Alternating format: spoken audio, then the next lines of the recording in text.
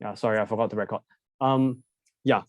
So for the record, next lesson we'll go through this topic, and there are 3 extra properties in Amex, and the questions are tougher. Okay, now back to the question. So agree. So far AB over OB goes to BC over BD, right? Yeah, but what else do we know about AB and OB? AB is what did I say at the beginning? It's the diameter. Diameter. Then what else? OB is the radius. So we know that it's 2 times of OB over OB. Agree, right? Yeah. This is because AB is diameter and OB is radius. Just write down the reason. Then equals BC over BD. So that means 2 times of OB over OB. What happens when you have OB, OB? They are just lengths. Cancel off. You're just left with a 2. Right? Left with a 2. Interesting. Now BC over BD, actually I could have been a bit faster previously. BD versus BC, which is this length. Do you agree that BC can be replaced with BD plus DC? Yeah, sure. Even if they are not equal, right? Even if BD and DC, I don't know, I never assumed that they're equal, right? I just split it up. Yeah. Okay, good. So that means now, because of I purposely designed it so that at the very beginning, it's big at the top and small at the bottom. Big here, then small there. Why? Because of the very next line. I already predicted this step. BD over BD plus DC over BD. I can always split it up this way. BD over BD plus DC over BD. Agree so far? Yeah. So very good. So they cancel off. 1. Then you're left with 1 plus DC over BD. So 2 equals 1 plus that. That means you can minus 1 on both sides. So you end up with bring BD over. So therefore BD equals to DC. Exactly. Good. Okay. Yes, very fast. Okay, so that's how you prove it. And you can reach this which conclusion? And that's very long-winded, right? So that's why we have a midpoint theorem for you. A midpoint theorem is basically proving this similar triangle many times so that you immediately jump to this conclusion. Provided that you are able to identify, sorry, actually not this conclusion, sorry, jump to which condition here. Okay, let me just, rewrite it in a more conventional way. Here, right, you agree that 2 is the same as 2 over 1, right? Then BC over BD is really just BC over BD, right? They're the same. Then you can always rewrite it as half equals to BD over BC. Agree? Yeah. This is the typical conclusion of midpoint theorem. Provided that you start off with 2 triangles here, BOD and BAC are similar. Actually, no, even before that, you don't even need to prove that they're similar. Just the conditions required for you to have similar triangles is here and there, ratio 1 to 2.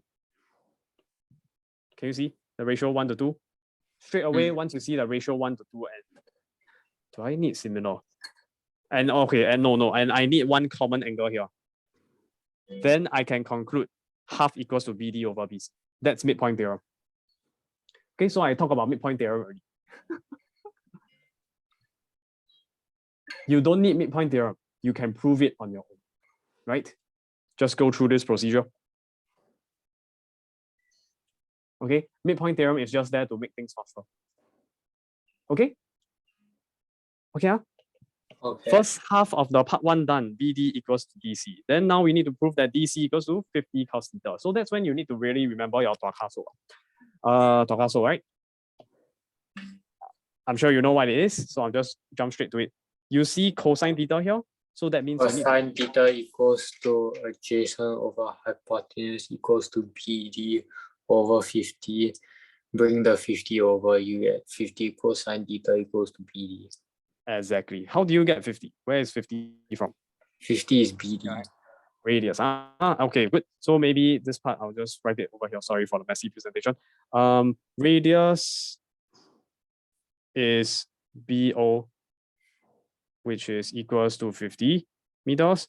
So in the triangle OBD, I'll just draw it out to be extra clear. BOD, here is a 50.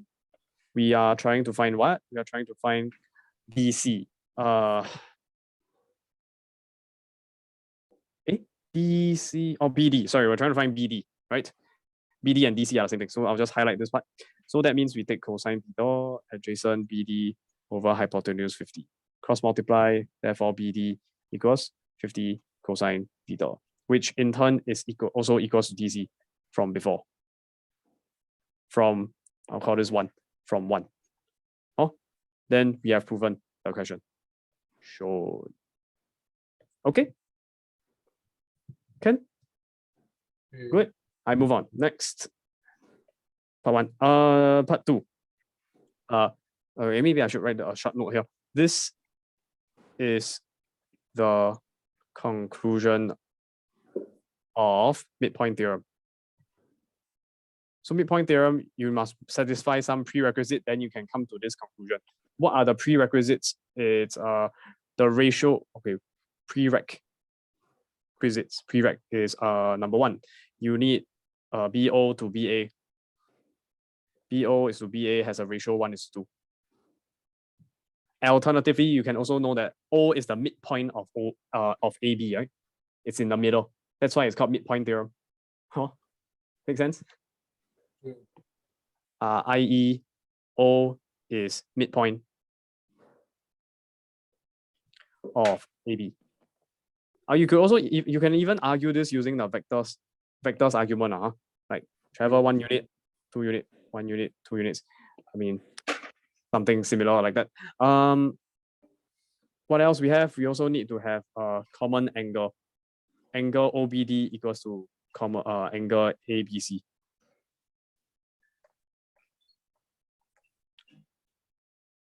Once you have this, you are able to produce 2 similar triangles. Then from similar triangles, you can conclude a certain ratio. Then from there, you can eventually blah, blah, blah, lead to half equals to BD over BC. An equivalent form of this is not just BD over BC, it's BO over BA and OD over AC. They are all equal to half. Can you see that?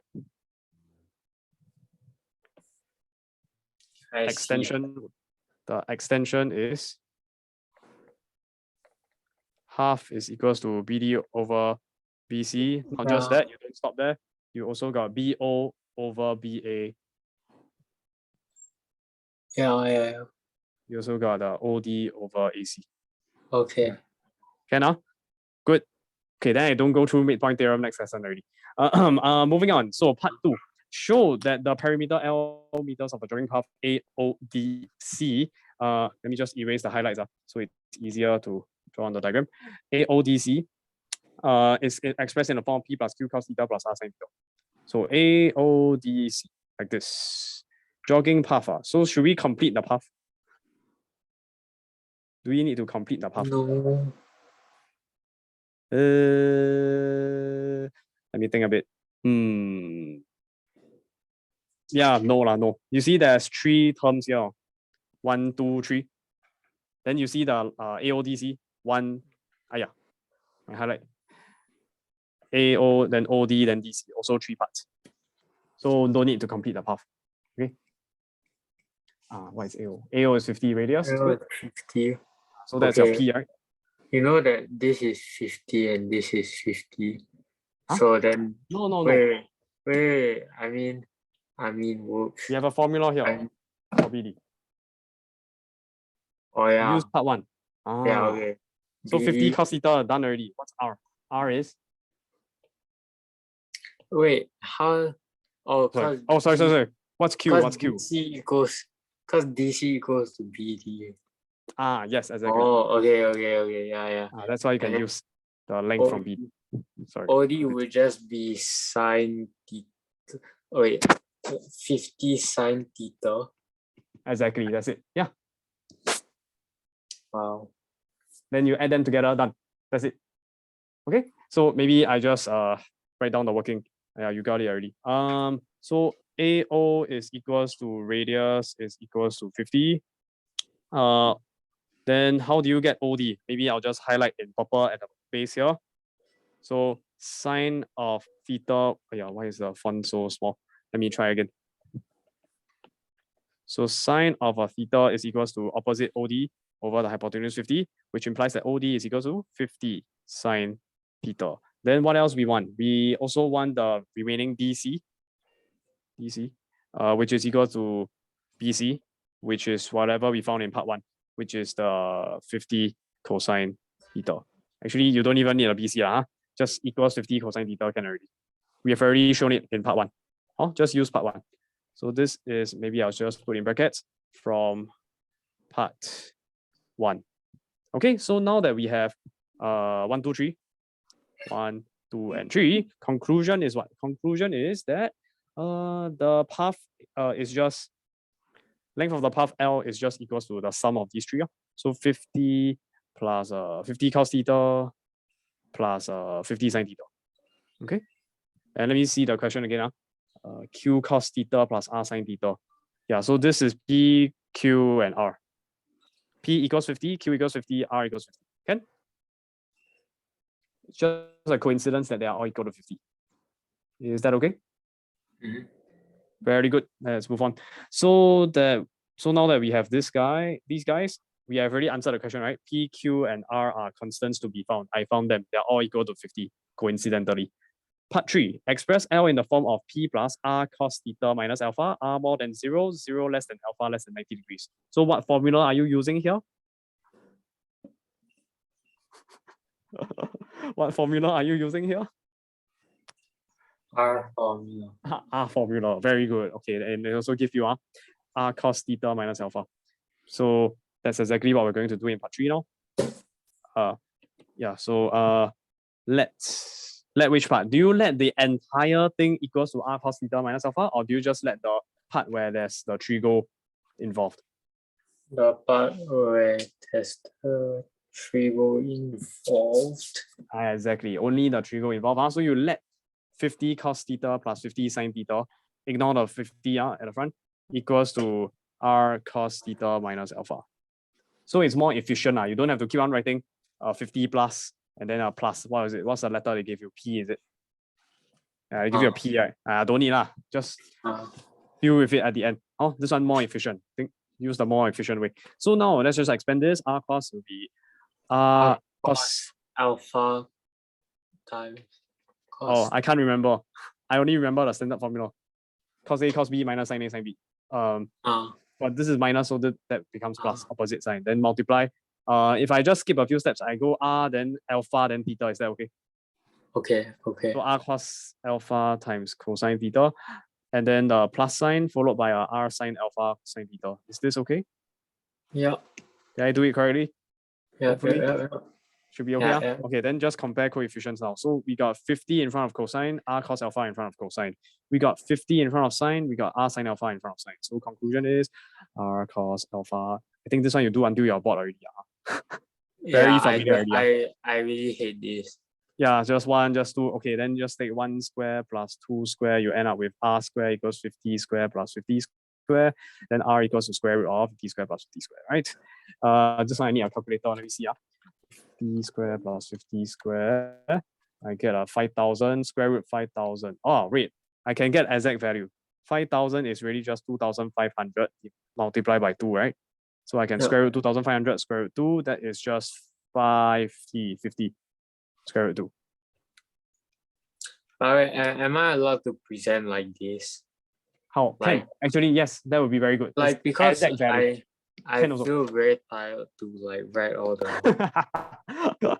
Okay, can also. Yes, can acceptable. So yeah, conclusion is tangent alpha is just 2 divided by 1 sine over cosine, and then finally you get what? 50 over 50, which is 1. And actually, in fact, since I know that it's a special value 1, if you remember your triangles, alpha is actually just 45 degrees. I don't remember. Okay, I remember, so therefore I can use it. Tangent inverse of 1. You could just write down alpha equals. I can derive. You can write down tangent inverse 1, of course. Yeah, moving on. So now that we have this, we conclude therefore 50 cos theta plus 50 sin 50 cos theta plus 50 sin theta is equals to R cos theta minus alpha, but replacing the R and the alpha respectively with 50 root 2 and 45 degrees. Is this okay? Yeah. Can Very good. Moving on. So are we done? No, they want L. So far I didn't find L. I forgot to put down the plus P, right? So I have to conclude. Therefore, L is equals to, copy the formula from part 2, 50 plus whatever, but you can just directly replace the trigo portion with whatever we have just found. So 50 root 2 cosine theta minus 45, and that is your answer. Ding. Okay, can? Just to answer the question where P equals to 50. Oh, how's that? Okay, actually this is not necessary. It's totally extra. I just want to be extra clear. Okay, P equals to the 50, R is the 50 root 2, and the alpha is the 45 degrees. Okay? Can? This is part 3. Moving on to part 4. So hence state the maximum perimeter of the joining path AODC, finding the value of theta at which this occurs. Maximum perimeter and the theta value where this value occurs. Well, what's the maximum L? Can you change the 50 a constant? From the name, constant, what does it mean? Can you change it? The same. Stay the same. So it must have a 50. No choice. At least 50. At least 50. 50 plus, 50 minus. Don't know.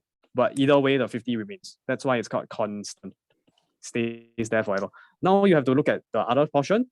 Please don't look at the original. Don't look at the original 50 cos theta plus 50 sin theta. It's too difficult already.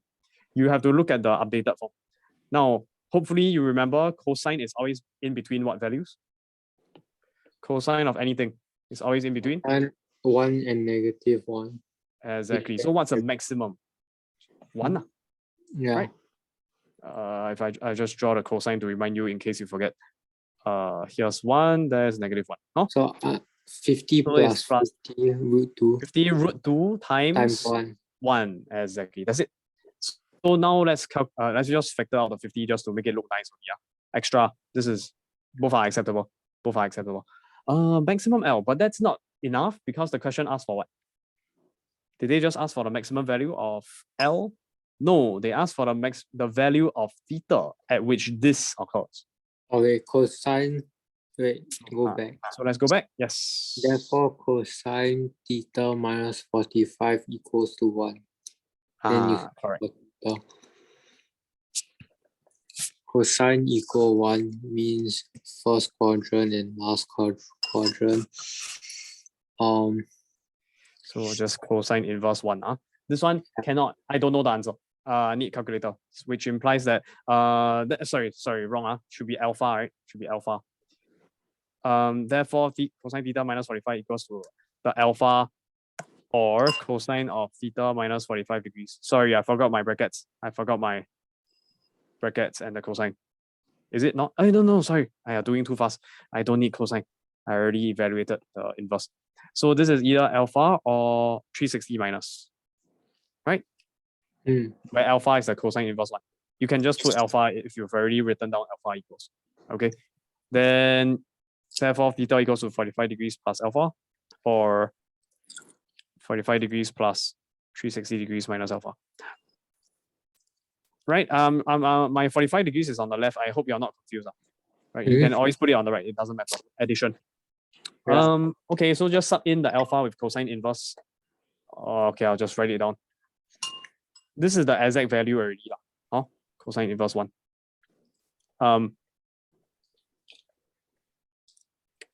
Then just key in the calculator. Let's just use degree. Let's just use degrees.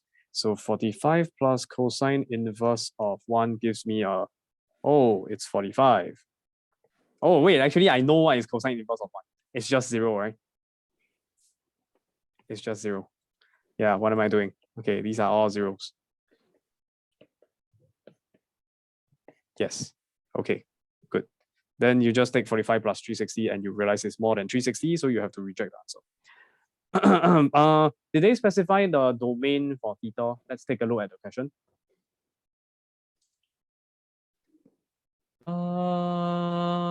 Not directly, but indirectly they did, because theta is actually the angle over here. So what's the angle? Can it be more than 180 degrees actually, if you want to form a triangle? Cannot, right? I mean, this angle here. Reject. inside our triangle. So it's not just with zero, it's not simply 0 degrees less than theta less than 360. Yeah, no, you must read the context of the question. In this case, that was wrong. Theta here is actually 0 less than theta less than 180 degrees. Okay. In fact, maybe not even 180, maybe even 90. Yeah. Sorry, should be less than 90. Because there's already a 90 degrees here, right? So guarantee the triangle angle will be smaller than 90. Okay. So that's from the diagram. So this one, bracket, reject, because 0 less than theta less than 90 degrees. Okay, it has to be more than 0 degrees. If not, you cannot form a triangle. So strictly more than. Sorry, I forgot the degree symbol. So therefore, theta equals 45 degrees is the only answer. Clear? All right. Okay, good. Let me go and get the other questions first. Give me a second.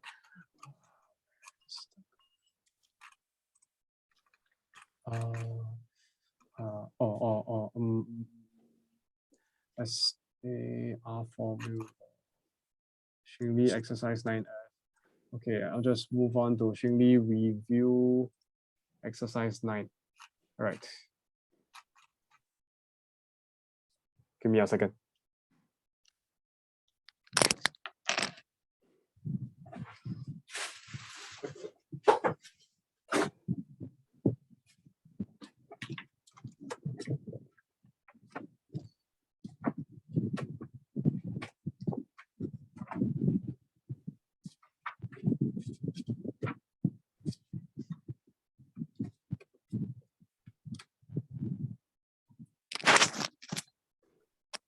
Hello, mic test. Yeah. Yeah, so is it okay if I don't show the question? I just ask you to look at the textbook. Sorry. Can I? Okay, I'll just label the reference. So this is Xingli workbook, review exercise RE 9. This is on my version is page 303. I hope it's the same. Then we'll be dealing with the questions here. Our objective is question 9, 11, 14, 15, 16, 17. Let's go. Okay. So question 9 starts off by telling you tangent A is equals to 3/4. Right? Yeah. What else we have? We also have that tangent of A plus B Or 2. equals to 2. All right. What else we have? We have that AB less than 90. Less than 90 degrees and also more than 0 degrees. That's the definition of acute. Okay, this is lazy notation. I put A comma B, illegal notation. Please don't write this in exam. You write it separately. I cannot see what I'm writing. Hey, I'm not sharing. Oh, sorry. Resume share. Like this. Don't write this down. Instead, write it separately as 0 less than A less than 90, 0 less than B less than 90. Yeah. Write it separately. Okay. In exam. Yeah. Part 1, you want to find tangent B. I'll just copy down the questions. Later as I go on. So let's figure out what is tangent of B. So do you need the formula? Do you have a formula for A plus B? Tangent A plus B equals to tangent A plus tangent B over 1 minus tangent A times tangent B. Very good. Or do you memorize that? No, I have the formula sheet. Okay, very good. So that's equal to 2. Can. Yeah. Good. Then sub tangent A equals to 3/4 inside. 3/4 plus tangent B or over 1 minus 3/4 tangent B. Then from there, let's just make I'll just make your life a little bit easier. I'll just let X equals to tangent B. Okay. From there, what will we get? We will be able to obtain the exact same thing, but replacing the tangent B with our X. Okay. Then we can cross multiply. So what we get? 3/4 plus X from the numerator remains. Denominator bring over. So we get 2 multiplied by 1 minus 3/4 X. Is that okay? All right. Okay, now multiply in, you get 2 minus 2 times 3/4 is 3/2 X. Can? So far? Yeah, our objective is to solve for what? Tangent B. So that means it's just X. Once we find X, we are done. Don't need to tangent inverse. Don't need to tangent inverse. So this equals to this. What do we do next? We just have to bring over the X. So x remains on the left, negative 3 over 2, bring over become positive 3 over 2x. Then 3/4 plus, bring over become minus. So 2 minus 3/4. Is it okay so far? Am I going too fast? No. Can I? No, okay, good. Then 1 plus 3 over 2 is 2.5, right? X. Then 2 minus 3/4 is 1/1/4 or 5/4, right? Then just divide by 2.5. Okay, I need to use a calculator. Half. Therefore, x equal to half, which is tangent B. And then we are done. Okay? Can? Good? Yeah. Okay, very good. So that was part 1. Now we move on to part 2. What did part 2 ask for? Sine of A minus B. Right? Sine of A minus B. How? You see minus straight away. Yes, tell me. Sine A minus B equals to sine A cosine B minus cosine A sine B. Very good. Just remember that sine is very well behaved. Minus stays as minus, plus stays as plus. You need this later for differentiation. This intuition. Minus is sine is well behaved. Minus stay as minus, plus stay as plus. Cosine is the rebellious one. Rebellious. Rebellious. How to spell? I don't know. Cosine very rebellious because A plus B, the corresponding formula becomes a minus. If it's A minus B cosine, then the corresponding angle, the corresponding formula becomes a plus. Is that okay? Okay. Must remember this, okay? Need to memorize this one, this idea. Minus become plus, plus become minus. For cosine, it's opposite, it's rebellious. Whereas for sine, plus stays as plus, minus stays as minus. Okay? Clear? Very good. Let's continue. But then what is this? Sine A. What's cosine B? What's cosine A? What's sine B? I don't know. So that's when you must look at this fellow here. What's tangent B equal to half mean? What does it mean? Triangle time. Right? Okay. Then angle B is acute. So this triangle is definitely accurate. It's like quadrant 1 angle. Right? 1, 2, 3, 4. So but it doesn't matter. I always draw a quadrant 1 angle.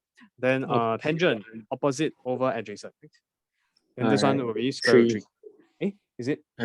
1 square 1, 2 square 4. 5. 1 square plus 2 square, 3 square. Yeah. Okay, can. Then we just take the then from here we can figure out what do we need. Cosine B, we need sine B. So let's calculate that first. Sine B is 1 over root 5. Cosine B is 2 over root 5. Still got sine A and cosine A leh. Then how? Yeah. Where do we get that information from? From tangent A equals to 3 over 4. Very good. 3 adjacent 4. Hypotenuse 5. Very good. Yes. Let me just copy down the triangle. Equals to 3 over 5. Cosine A equal to 4 over 5. Sub in. Okay. So what is, let me copy down first. Sine is 3 and cosine is 4.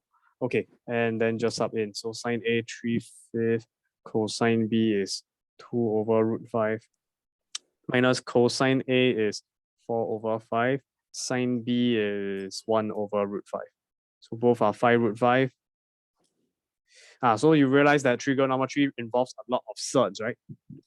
Yeah. Exponents. Please be prepared. You are gonna be dealing with surds a lot more in differentiation. Okay? Like you'll be dealing with horrible expressions like this. Let me show you.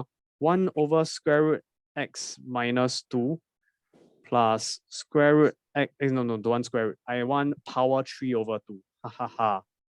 Can you see that this is exactly the same as factoring out 1 over square root x minus 2? Then you're left with 1 plus, take out a negative half, right? So you have to plus half to the 3 over half, which is 4 halves, which is 2. So it's x minus 2 squared. Can you see that?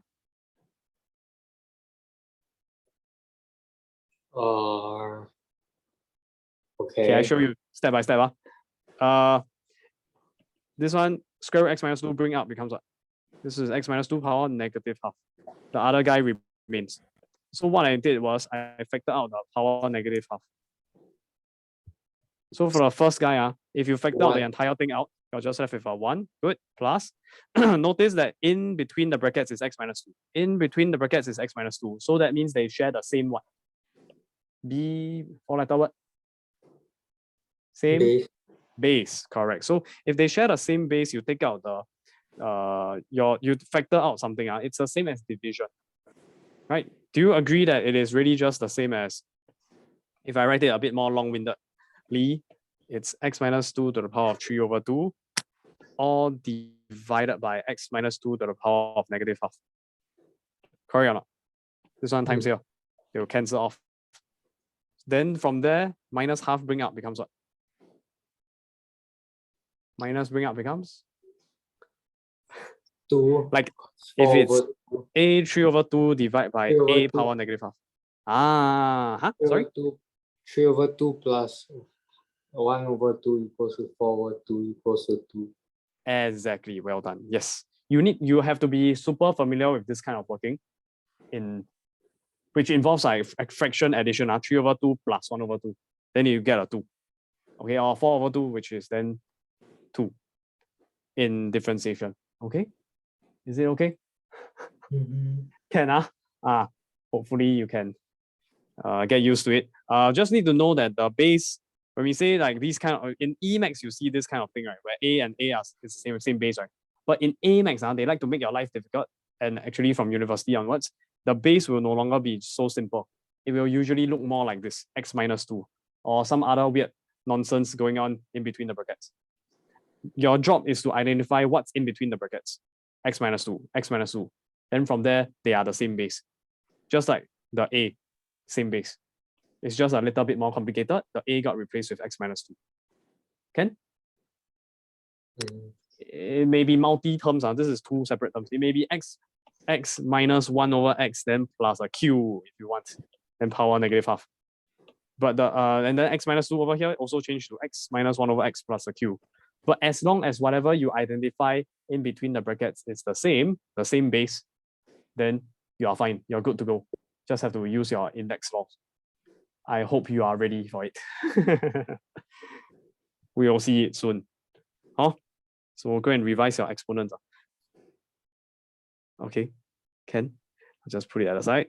Whatever, let's just deal with this question. So 3 times 2 is 6, then minus 4 times 1 is 4, minus 4 becomes 2 over 5 root 5. You can rationalize, so multiply top and bottom by root 5. You get 2 root 5 on top. Root 5 is 5, 5, 5, 25.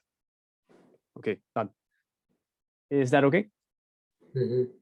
Very good. Let's move on to the next question. This was part 2. Now we deal with part 3. Cosecant 2a. Cosecant 2a. Okay, so I have no idea what is cosecant.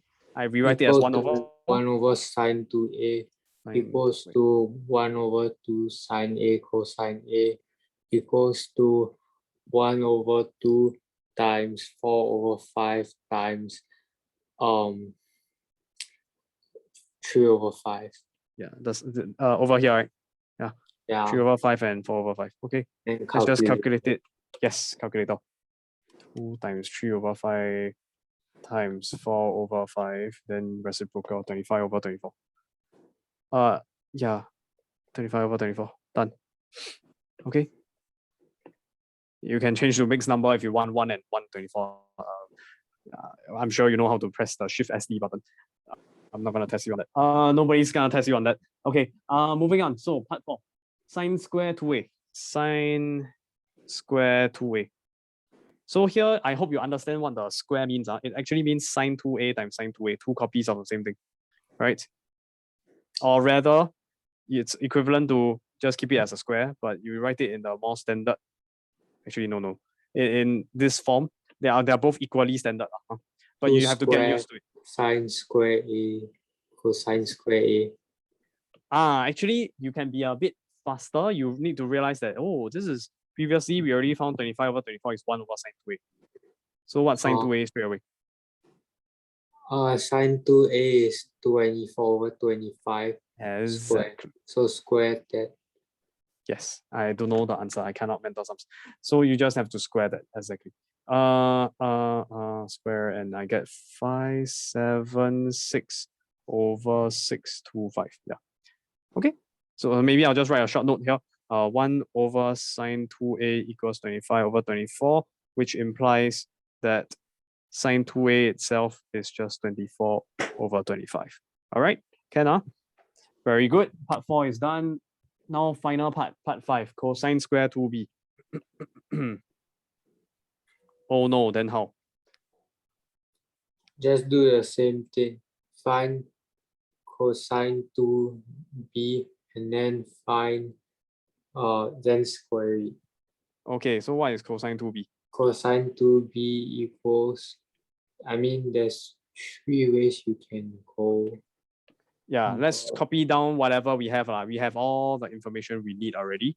So let's just paste it here. Yeah, then which one do you want? Cos square minus sine square? No, I want Cos square minus 1? 1 minus, sorry? The first one will take long because you need to sub in like so much. Okay, so which one? 2 cosine square a. Minus 1, It's just 2 times 4 over 5 square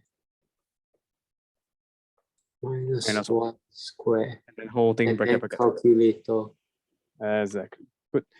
2 times 4 over 5 square minus 1 bracket square, and you get 49 divided by 625. Can? Very good. Can. Okay.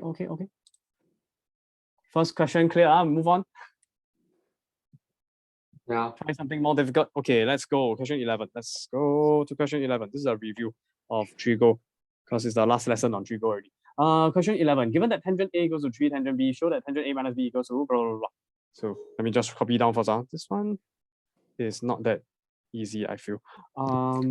Show that tangent of A minus B. Oh, sorry, I should put bracket given. And I'll draw a line to separate what is given versus what is required of us. This one is WTS. One to show. Okay. So sine of 2b all divided by 3 minus 2 cos square b equals to 1 plus tangent A tangent B. Yep, good. So then, therefore, this and this is the same. So I'll start off by saying LHS equals. Yeah. Oh, so it's like proving question. Yes, it's a proof question. Yes. Okay. But you're given this special. Oh. When you see as one, so it's good if you write down like this one to show to remind you it's a proof. Tangent A equals to 3 tangent B. So 2 tangent B. B. Why do you want to replace the tangent A with angle in terms of B? Why not the other way, B with in terms of A? Like 1/3 tangent A, right? You can just bring the 3 over. Why not? Because what's our objective? LHS must eventually equal to? LHS must eventually be equal to tangent A minus B. No, wrong. What do you mean? What do you mean? What is LHS? Left must hand be side. No, because here is B one. Then don't you correct, exactly. That's what I'm looking for. Look at the right hand side, you see B, that's why you go for B. Okay? Okay, sorry, too obvious. You already know this. Can. Moving on. Okay, so 3 tangent B, the tangent A become 3 tangent B, then you sub in, and the rest just copy and paste, right? Is this T3 tangent square B? Correct, very good. So let me, also, how about the numerator? You can factor it 3, and then, I mean, how about if you think of this as apple? 3 apple minus 1 apple, how many apple? 2 apple. 2 apples, so don't need factorize. Okay. If not, you factorize, you end up with 3 minus 1, which is 2. A bit slower. Okay. Anyways, this one is 1 plus 3 tangent square b. All right. Closer, right? Closer. You see, just now here got square, here also square. Here is 2b, here is 1b. Oh, a bit difficult. You're stuck. Oh no, what do? You see sines and cosines. Here you see tangent. Change tangent equal to sine over cos. Okay, let's just do that. I need more space. 2 sine b over cosine b. And then bottom is 1 plus 3 sine square b. Good. Divided by cosine square b. Then times both by cosine square b, top and bottom. Okay, I'll just draw in the brackets. Here will be 2 sine b cosine b.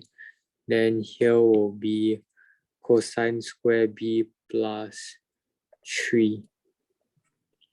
Then you can use 3? Wrong. No. 3. Look carefully. The cosine 3 square sine square b. 3 sine square. Sorry, I didn't hear the sine square. I wasn't looking up. I didn't say. I forgot. Okay. Yeah. Okay, then let's look at the objective. I forget already. What's the right hand side? Here will be sine 2b. Correct, exactly. And because the denominator? Identity.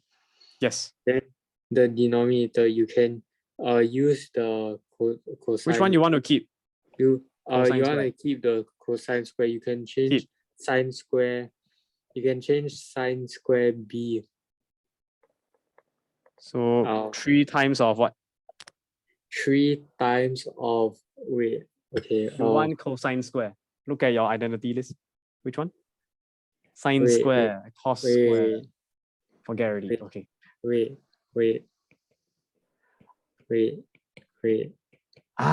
Wrong.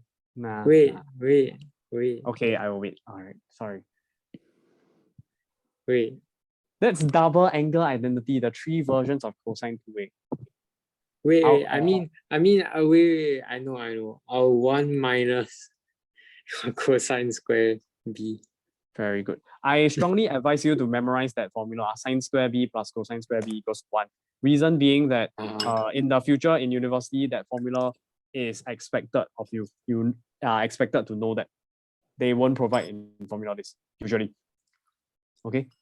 The others they will give like addition formula and compound angle formula and all the other nonsense formula from Trigo. But the most important one that everybody assumes and expects you to know is sine square x plus cosine square x equals to 1. It's the most famous one. You must memorize it.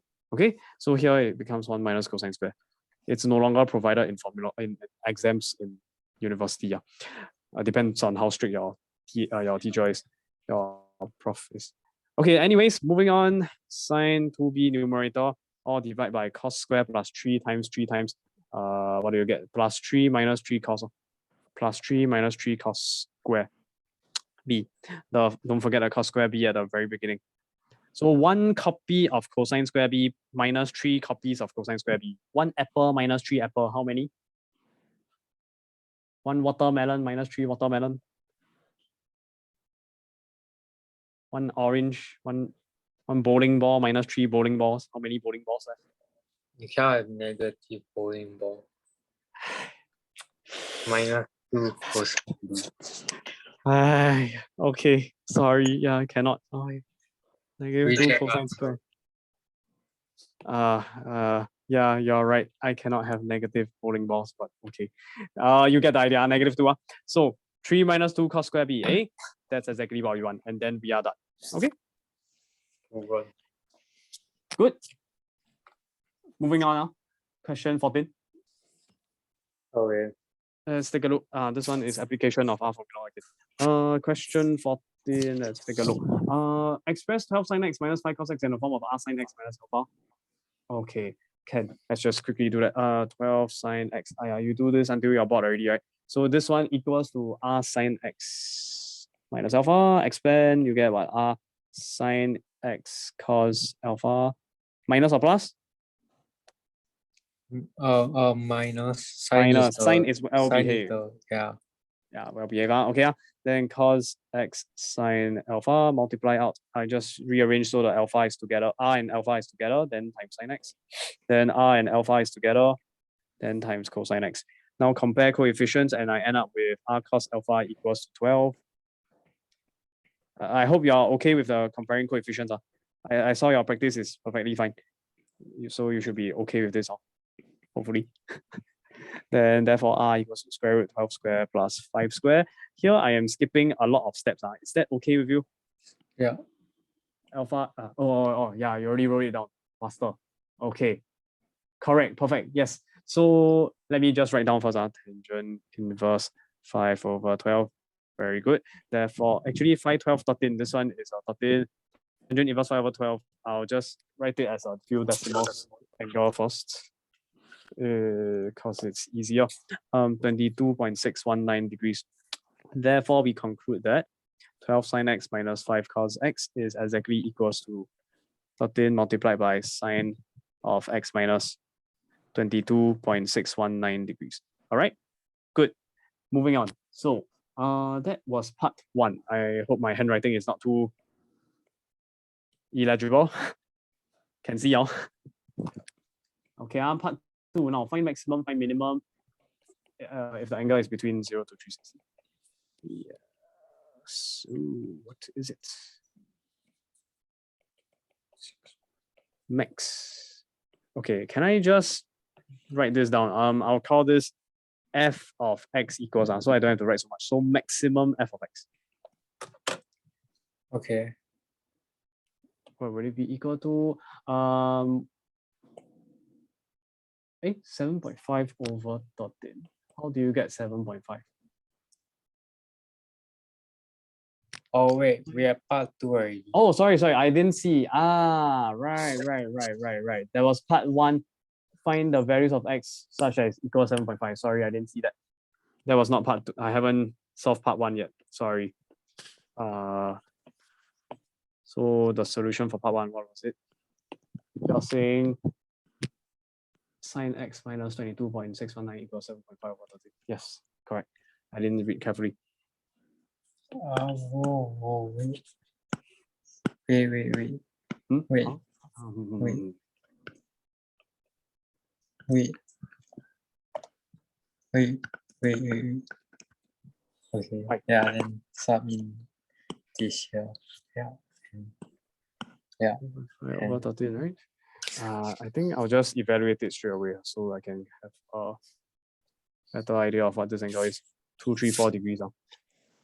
Yeah, so yes, your procedure seems fine. Very good. Yep. I'll just copy it down first. So in this case, alpha plus, what is it? Because this is a positive angle, positive value 7.5 over 13. So ASTC tells me it's in quadrant 1 or 2. So it's alpha, it's either just alpha or, oh no. Doing too fast. X minus 22.619 degrees equals to alpha, or x minus 22.619 degrees equals to alpha, but you have to take 180 minus the alpha, sorry, instead. Then bring it over.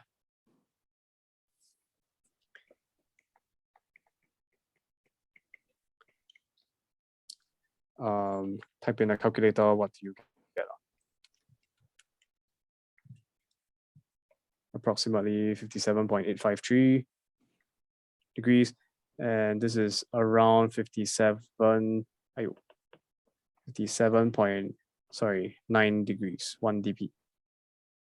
This one will be 22.619 plus 180 minus 35.234. I get 167.385 degrees. Round off to 1 dp, 167.4 degrees. Okay, so for simplicity's sake, I'm just going to use the 1 dp answer, okay? In the further parts. Okay, moving on to part 2. Max of fx equals 5, minimum fx equals to negative 5. 5 and negative 5. Wait. Why 5? No, it's 13. I mean 13 and then I thought R Okay. was 5. What is 5 just now? 13. What do you mean? Okay, now I'm 5 is tripping. sine alpha. Yeah, 13 negative 13. Okay, so maximum fx is 13, minimum fx is negative 13. But then I realized I never read the question correctly because the maximum and minimum values of that expression in the question is 12 sine x minus 5 cos x minus 9. So there's still a minus 9, which means that the maximum expression, the expression we're trying to find is actually fx minus 9. Minus And 9. the minimum of fx minus 9, you just need to take 13 minus 9. Negative 13, also minus 9. Don't need to change the minus to a plus or anything. So 13 minus 9 gives me a 4. Negative 13 minus 9 gives me negative 22. Yeah. Okay. Can Good. Now that is done. Now move on to part 3. Finally, sketch the graph. We haven't find the corresponding angle. Oh, and sorry. Okay. Find the corresponding angles. So that just means that in order to get maximum, we have 13 times 1 and 13 times negative 1, right? That's how we get the 13 and negative 13. Yeah, I'll just leave it as that, equals 13 and equals negative 13. I'll leave you to write it on your own. So that implies that we need, can I just write this down? No, sorry. I can't write that down. Yeah, I'll just copy the expression like this. Sine this guy equals to 1 when fx minus 9 is maximum.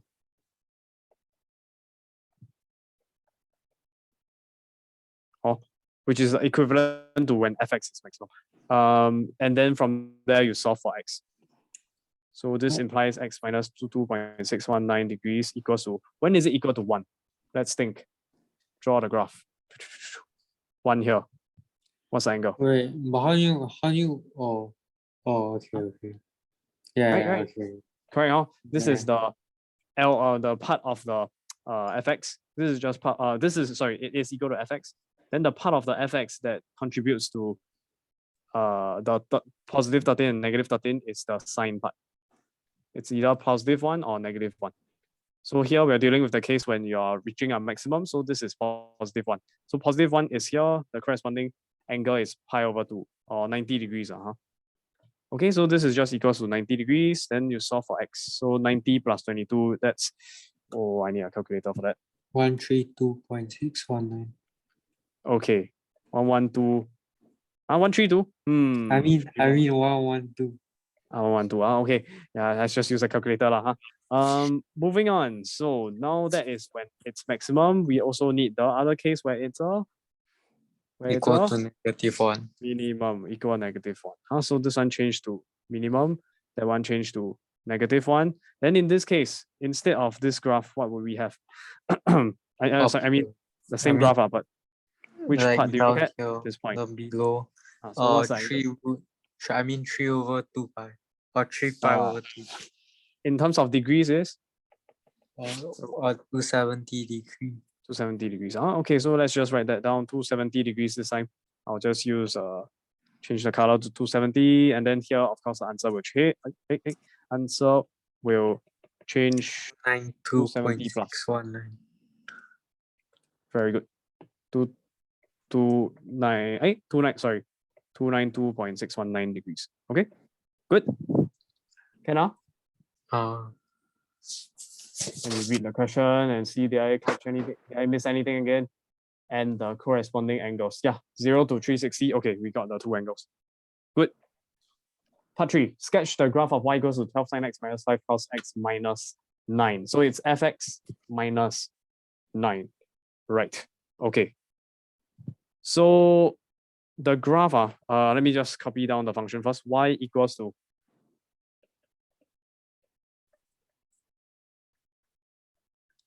is equivalent to 13 times sine of x minus 22.619 degrees and then minus 9. So this one, can you see there's actually a step-by-step procedure to draw this graph? Yeah. Can you see it? Yes. This guy, too difficult. We don't deal with it. Yeah. You convert into this guy, easier.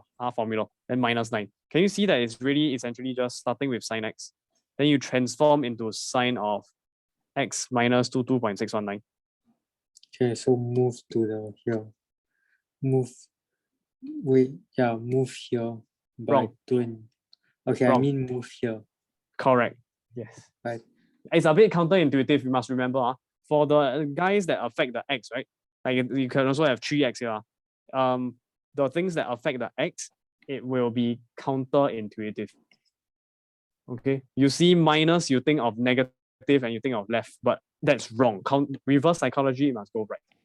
You see 3x, you might think, oh, you need to make it bigger, right? But in fact, No, you make it smaller. small. It's 3 copies, you must squeeze within 360 degrees. So it becomes smaller. So it's a bit counterintuitive for the ones that affect the x. Now we move on to the next step will be 13 times of the x. Now this one, it affects it vertically, right? Max Doesn't make 13, min negative 13. Correct. It stretches it up and down, right? So here it's quite intuitive. Positive 13 makes it big. You see positive, you think bigger, and it naturally becomes bigger. Stretch it. Then the next step will be Go down minus 9. and also very intuitive, right? You see negative sign, you think of downwards, negative y-axis. I mean in the y-axis. This is so bad. The drawing. X-axis, y-axis. When you think of minus sign, it will go downwards. The negative part of the y-axis.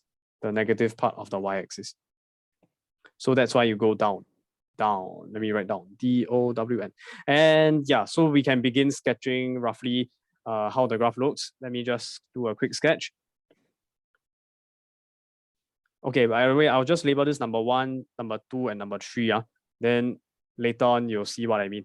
So first, you start with original sine graph. Maximum 1, minimum -1, y-axis, x-axis. I'll just skip the labeling. I hope you're okay with that.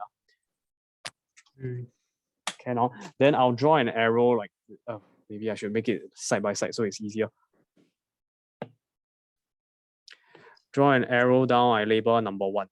Means you convert from sine x into sine x minus 22.619. So all that we are doing is, we are drawing the diagram, but the y-axis are actually just shifts.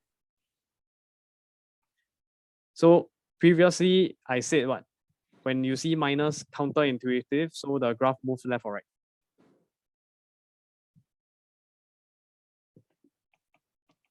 Left or right? Right. Right, correct. Yes, you will move right. So in other words, isn't that equivalent to moving the y-axis to the left? And then I readjust so that the y-axis is aligned. Did you see that? Want to see it again? I'll show you again. What I mean is, original is like this. I want to move the graph towards the right, like this. But I could also do it by shifting the y-axis to the left. It's equivalent, right? But then don't forget the graph actually, you should extend one more tail here. Maybe I'll just draw another version, another half like this. And then when you shift it over, the other half will come in to invade like this. So that's when you have to think, should you go halfway mark? Or is it halfway mark and then out a bit? Or is it just halfway mark and then out a bit more? I mean, it doesn't even go halfway. The minimum point is somewhere to the left. So that's when you have to think about it. Each up and down is worth how many degrees? From here to here. 180, right? Yeah. This is just sine x. I should just label in case you're confused. 180 degrees. So how about from there to there? To the first maximum point. It's 90 degrees, right? So if you only move 22, right? What happens? Then the it's just minus 22.619. More importantly, I'm asking, how do I draw my left half of the graph? This left half, should it be downwards already and then upwards? So the minimum point here is to the right of the y-axis, or is it exactly at the y-axis, or is it to the left of the y-axis? 3 options, which one? Maybe I should draw all 3 options for you. Then MCQ option, you tell me which is the correct one. Let me just resize it so I have more space. You're not gonna see MCQ in your math exams ever, unless you live in the USA.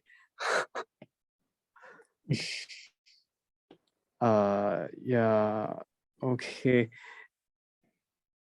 Or the last option, which is down before the y-axis and then up. So minimum point to the right of the y-axis, on the y-axis itself, or to the left of the y-axis? Which one? Think about it. Okay, we check. Correct. If you move over here, it means that you shifted how many degrees? This here will be worth 45 degrees, right? Sorry, 90 degrees, right? Yeah. So what's your option again? Sorry. The left one, yes, correct. This is the correct one. Okay, this is wrong. Okay. I hope it's clear. Like, because you're only moving 22 degrees. You want here is this option will be 90 degrees, this length here, but we only want this portion, which is a 22 point, however many degrees, 6 degrees is it? Okay. Can so that is your after first transformation. Now you move on to number 2. Okay, draw an arrow number 2. What happens to the graph? Scale it up by 13. So essentially, I'm gonna be lazy here. I'm just gonna label here 1, here -1. Then I'll just copy and paste the exact same graph, but I just relabel as 3 and -3. Sorry, 13 and -13. Okay. I mean, it's just a matter of scaling, right? And it's just a sketch, so it doesn't matter. Okay. The only time it matters is when they ask you draw y1 equals sine x and y2 equals to 13 sine x on the same sketch. That's when the relative scale matters. You need to make sure you demonstrate one is very, very short, one is super tall. Like this. Or maybe I'll color code in different color. Blue color will be y equals 13 sine x, for example. And the black one will be y equals sine x. Only when you are drawing 2 different graphs whose length is different on the same sketch, then you have to make sure you have to readjust your graph to make it a bit more dramatic, like more steep, like this. But here, since I'm just trying to get the final answer, all I need to do is to relabel 1 -1 as 13 -13. Okay so far? We are done with this guy. Finally, -9. What happens? -9 means you move the graph up or down? Up or down? Down. Down by how many units? 9. 9 units. So what's the maximum? 13 minus 9. Okay. So let me just draw arrow number 3. Copy and paste. I'll just expand it so it's easier to see. Move it down by 9 units, right? So that means I'm just going to move the x-axis up by 9 units, like this. Yeah, the other half. Let me just adjust a bit. I'll move my x-axis up by 9 units. Do you see that? Then of course you relabel everything. So -9, right? So this is not 13 anymore. This is, what is it? Let me think. -9. So 13 minus 9, that's a 4. -13 minus 9, that's -22. Right? Yeah. I think so. Yeah. Yes. I'll just check with the calculator. -13 minus 9. Okay, very good. And then we are done. That's it. So let's just label some of the special points. So over, maybe I'll use, I don't know, blue color. This point here, this point here, this point here, this point here, and this point here. Can you tell me the coordinates? What do you think are the coordinates? Let's say I call it A, B, C, D, then E. What's the coordinates of A?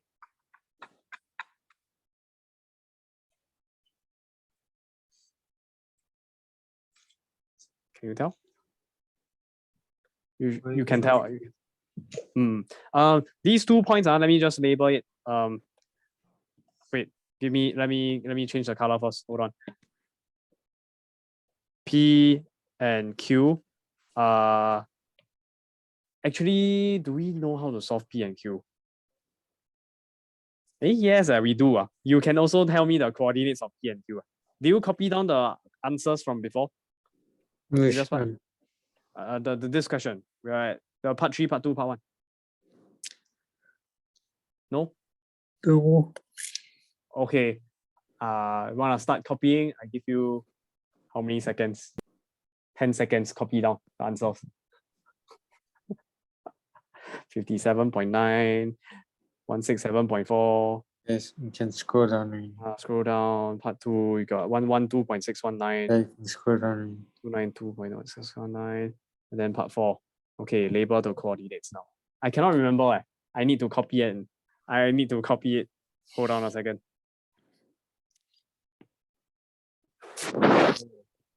We had this. That was part 1. We had this. That was part 2. Okay, I'll just rotate it sideways. And then we had, what else we have? Where's my part 3? Why is my part 3 missing? Oh, part 3 is this guy, right? Oh, it's not part 4, sorry. It's part 3 only. And yeah, let's label the coordinates. Part 1 was solving the values of x between 0, 360 for 12 sin x minus 5 cos x equals 7.5. Is that relevant to us? We have the graph of 12 sin x minus 5 cos x minus 9. Is it relevant to us? No. Okay, so we can get rid of the information from part 1. Gone. Part 2, we found the angle for 12 sin x minus 5 cos x minus 9 that satisfy the maximum and minimum.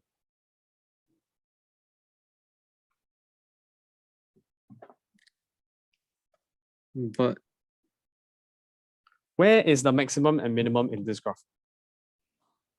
it's Which point? B The and highest D. point, B and D, right? So we should know what is the coordinates of B and D already from the graph. Yeah. B definitely is 4, D definitely is minus 22, right? For the Y value. Yeah. Then what's the angle? Need more space. What the answer? Exactly. So B must be 112.619, right? Yes. Then D is, the x coordinate is 29.2619. very good. Yes. How about point A? What is this line called? A is B minus point A, the x coordinate is 112.619 minus 90. Minus 90. Yes, you can do that, which is,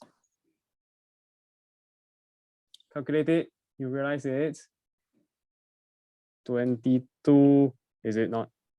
22.619. Where do you get this 22.619 from? Look at the graph. Yeah. The green part, right? You shifted it rightwards by 22.619. Where did the A come from? It was previously from here, the origin. You see? Yeah. It was the origin. Then you shifted 22.619. So the x coordinate just plus 22.619. 0 plus 22.619. What you said was also correct. Minus 90. From B, you move to A. Minus 90. But what's the y coordinate? A, C, and E, they all share the same y coordinate. Because they pass through this line. What's this line called? Midline. Midline. 4 plus minus 22. Minus 9. Minus 9. Yes, negative 9. Okay. So the y coordinate is negative 9, negative 9. Yes. C equals to 90 plus 112.619. Yeah, correct. to 202.619 degree. Very good. And then last one, point E. E equals to Also negative 9. 29.2619 plus 90.0. 382.619. Okay, good. Yes. Okay, are you convinced? Have you copied this down? Okay. 10 seconds, copy down.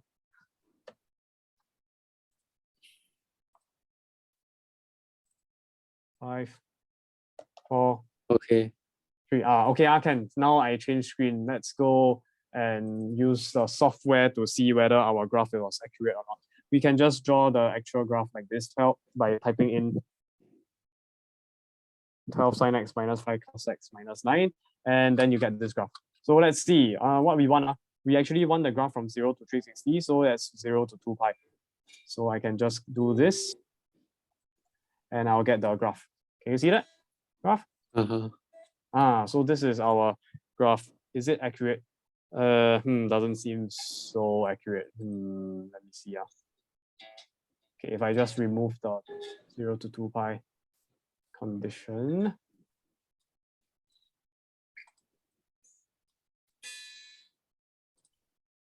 Let me see. Actually, is it accurate? Oh yeah, it is accurate. I just need to change the scale. Hold on a second. I want negative 2 pi. Actually, that's a bit too far. Negative pi up to 2 pi.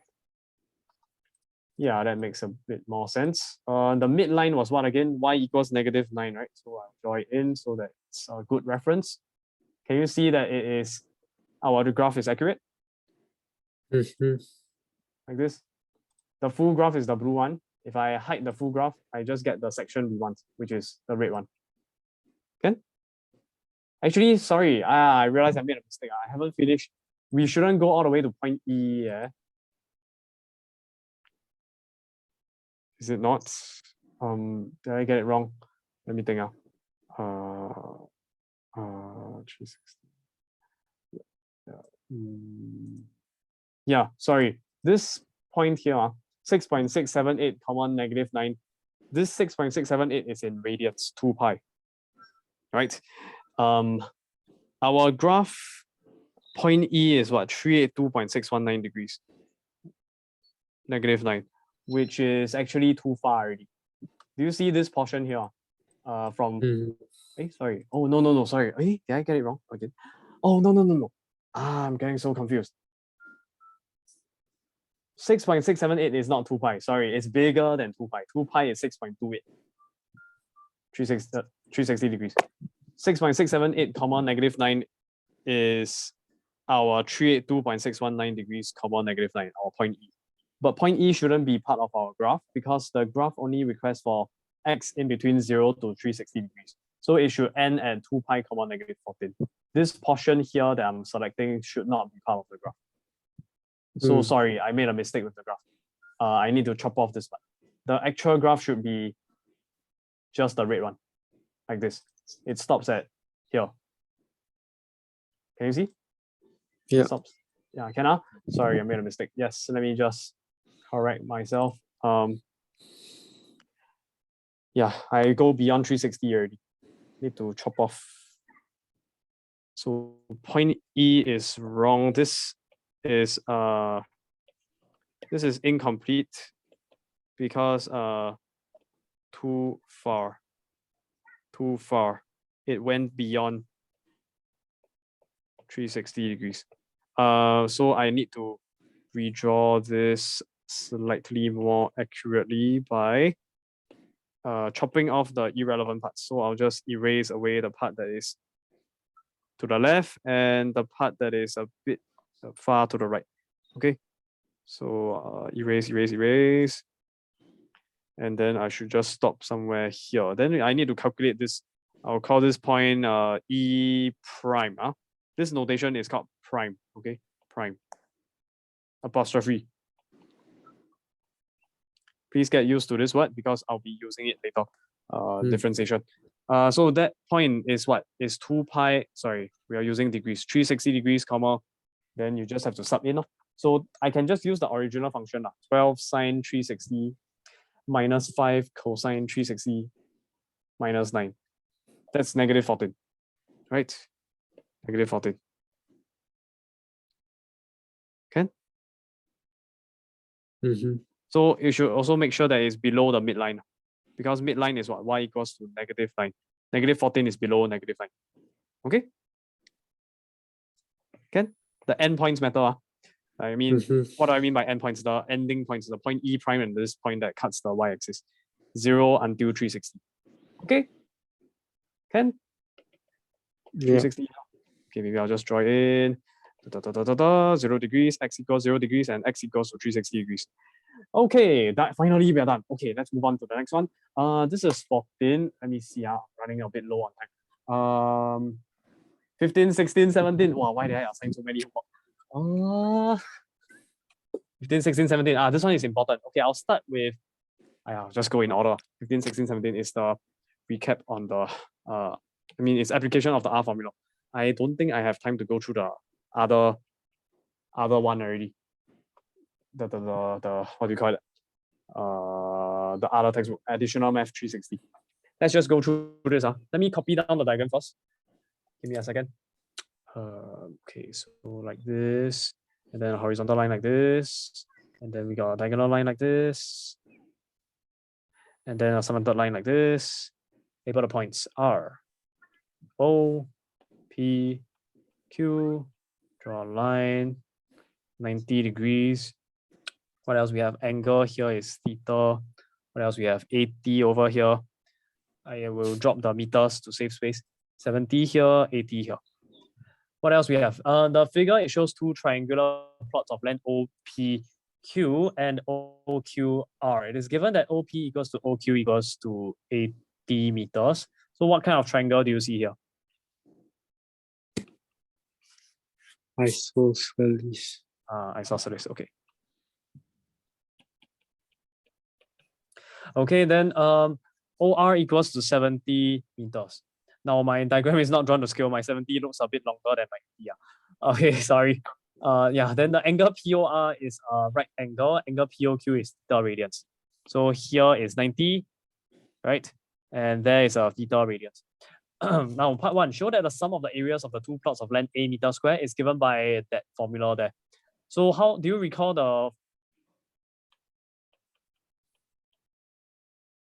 this formula, area of triangle? Yeah. A triangle. So we're gonna use that, definitely. So let's see. Can you tell me what is this angle first over here? ROQ. 90 minus theta. Very good. So let me ask you a question. What is the relationship between sine 90 minus theta with cosine? Do you remember? The same. If that's 90 here, this is theta, that's 90 minus theta. Let's say this is 3, 4, 5.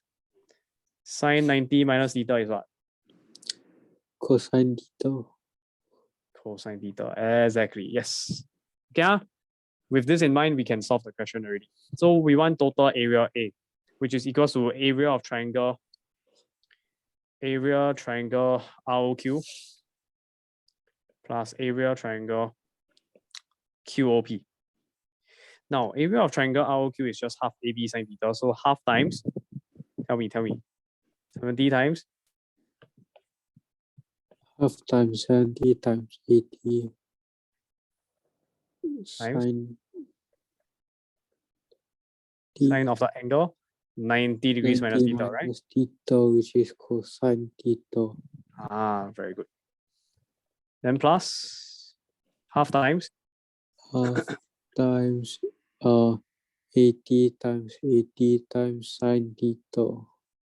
Oh yeah, all these formulas, right? Half AB sine theta, area of a triangle, these special identities involving sine and cosine, you need to remember it even in differentiation. So please go and revise your mensuration topics.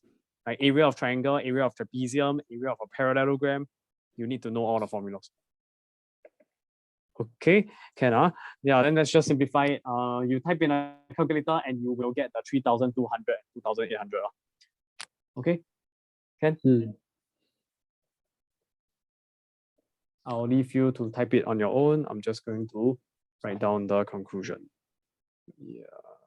Yeah, just type this in the calculator. You'll get your 3200. Type that, you get 2800. Moving on. So now part 2, express A in the form of r cos theta minus alpha, where r is positive and alpha is acute. So you realize that only part 1 is interesting, right? Part 2, part 3, part 4, you know how to do, right? Do you want me to go through, or can I skip? Wait, say again. Do you want me to skip? Part 2, part 3, part 4. Have you read the question? Yeah. Do you think you can do? Oh, yeah. Can then I skip first. I go on to question 16. Okay? Can you can do. Right or not? R cos theta minus alpha. I'm sure you know how to find r and alpha.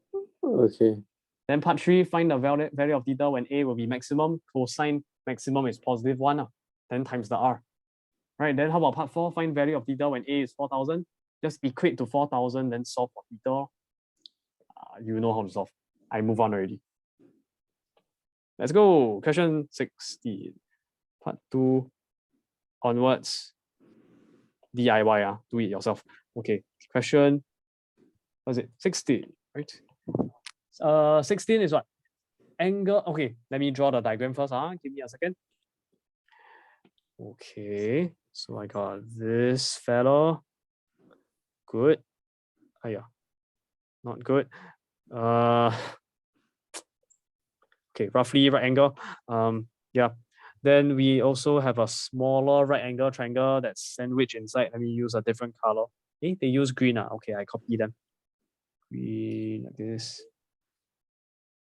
And then I'll just sandwich it like this. Okay. Then let's label the points. What we have. C, A, B, 90 here, beta here, point E here, point D here, 90 here, and theta there. Okay. Both are theta. That's interesting. That is very interesting. Both are theta. What a coincidence. Let's take a look in the question. In the figure, a triangle, angle ABC, angle CDE, both 90 degrees. CE equals to 7 cm. So let's just label there a 7. AC, my 7, I write like this with a line in the middle.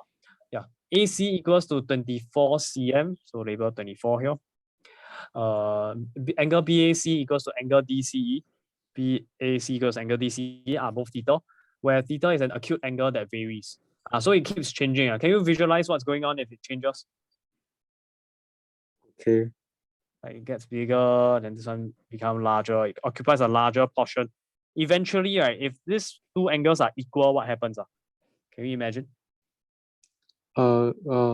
Isosceles. You eventually, what you'll get is 45 degrees. Not just isosceles. Isosceles right angle is 45 degrees. Does it look familiar to you? Yeah. Look familiar? Then the other green triangle will also end up like this.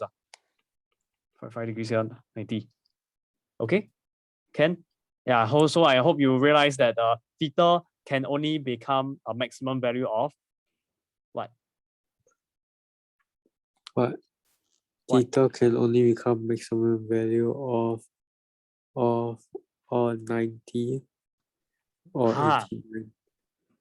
90 wow, 90 plus 90, 180. Then the third angle how? 0 degrees. Oh, I mean 60. 60 then I then mean how? 45. If here is 60, then the remaining is 30 degrees. Then inside also the 60 degrees. So you can fit a 60 inside a 30. Cannot, right? So what's the answer? 15. So 15 degrees here, 15 degrees here. Then this remaining, okay. Maybe you can go a bit bigger. I don't know. This is like 90 minus 15, which is like 75. A bit bigger. I already have the answer on the board. 75. No, I'm asking what's the 45. largest value of theta? 45. Right? Okay, the theta can be very, very small. Like this, very, very small. or it can be very, very big, but the maximum it can go is only 45. Okay? Can? I hope Then you how can visualize this. But how Huh? then how can it become this? Become Because what? What thing? if theta is 45, then like yes. this will be 5. Then like isn't this like theta plus something? Here you mean there must be an angle, a positive value. Yeah. Oh, right. Actually, you're right. Maybe 44.99999. Maximum of 44.999. So that there's a remaining sliver here, 0.0001 degrees. Maybe. So okay, I'm not sure like whether this should have whether this must be a positive value or could it be a 0. I think we can allow it to be 0 lah. Like in the extreme case. I think it should work. Let me just continue reading the rest of the question. If k for part 1 if k equals to AB plus BD, okay, this guy plus that guy, that's k. Show that k is 24 sine theta plus 17 cos theta.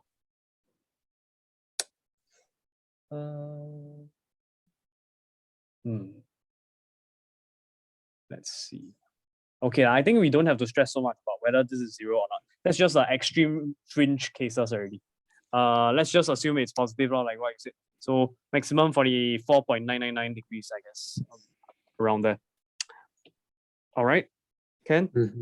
Can I let's just put this aside. It's an extreme case. We don't need to think for now about it. Eventually, when you go on to differentiation, you need to think about it. Yeah, so part 1, k is equals to AB plus BD. Let's calculate AB and BD. So I hope you see that AB is part of this big right angle triangle. So A, B, C, the angle theta, length hypotenuse 24. So therefore, if you want AB, what do you take? Sine, cosine, tangent? Which one? AB, you take cosine theta equals to AB over 24. You bring the 24 over AB equals to 24 cosine theta. Very good. Okay. How about the other BD? Where is BD? It's here. How? Don't have that. It's not part of a right angle triangle. I don't see a right angle triangle. And that's when you have to get creative. BD is actually just the same as big minus small. BC minus DC. Can you see that?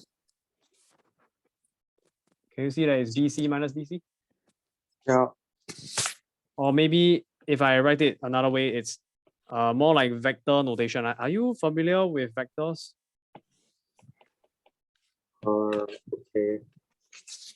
Like remember or not? Vector AB is always equal to OB minus OA. N minus start. Remember this? My year was like the COVID year, so they didn't test that. Then never study the vectors. Of course. Then you got no knowledge of vectors at all.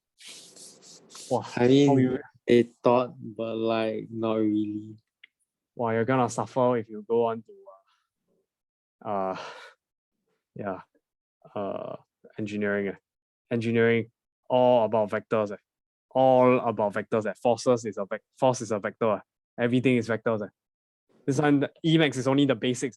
A levels is the more crucial vectors.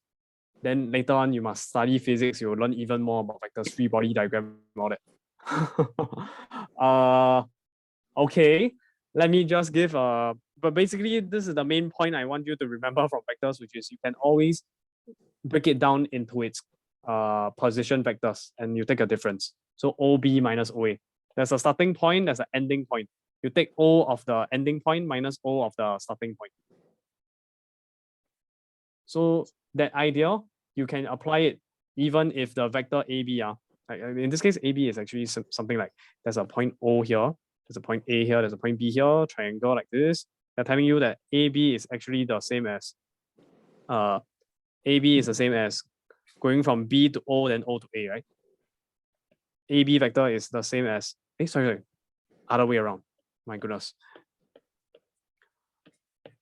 going from A to O, then from O to B, right? But you can always flip the direction around. So AO is the same as negative OA. Is it okay so far? Yes, then plus minus minus plus, same thing. So you can always swap it around like that.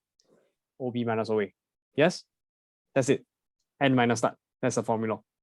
But can you imagine what happens if I adjust it so that my O is now a bit closer, so something like this? Or you can make it even closer, so something like this. That's my point O. Or even closer, so my point O is almost very exactly the same as the line already. Can you still see the point O? Okay. Then eventually, it's just a straight line. O here, A here, B here. I hope that you are able to you're still convinced that this formula still works. AB equals OB minus OA. All right? Yeah. And the moment O and A and B are all on the same straight line, you just get AB equals to OB minus OA. Can you see that? All right. Roughly, roughly. Is it actually true? I don't know. But more importantly, you can apply it over here. Can you see that the BD, what I did was, instead of OD minus OB, I did CD minus CB. N minus start. N minus start. D, then minus B. But you introduce the same letter, CC. Here, N minus start, B and A. I introduce the same letter, O. You see that? Yeah. The ending letter is the front, the starting letter goes to the back, minus in between. Pick a common letter at the front.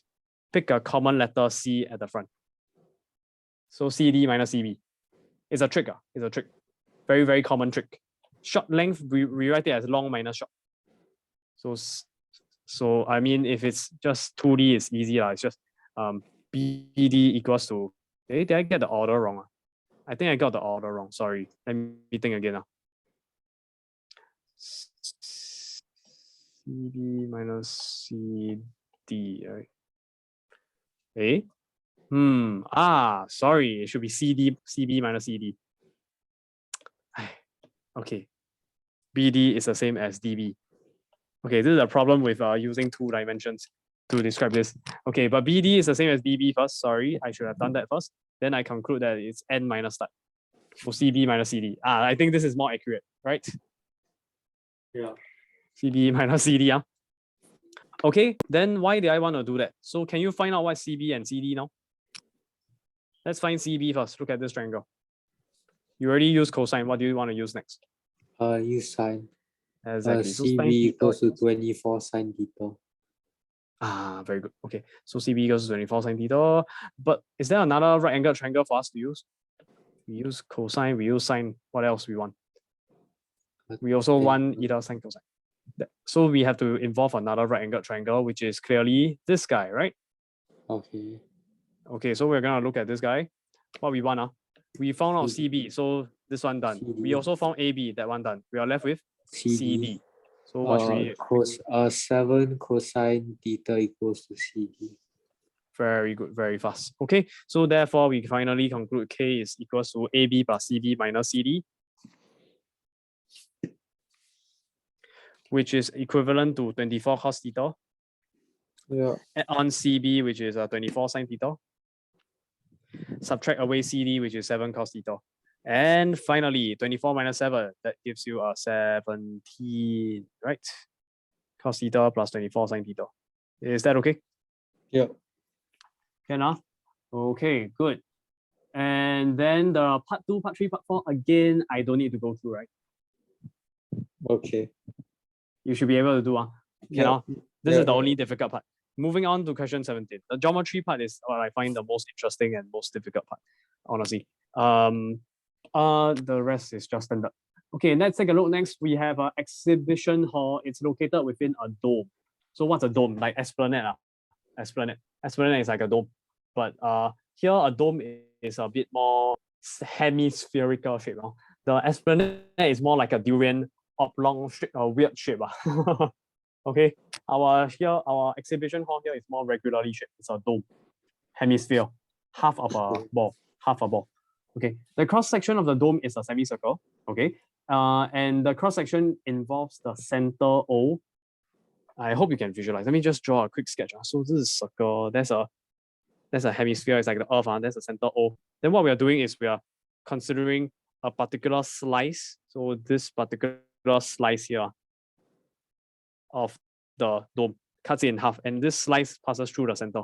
Oh, this pink color one. Yeah, let me just draw the diagram first before I continue talking.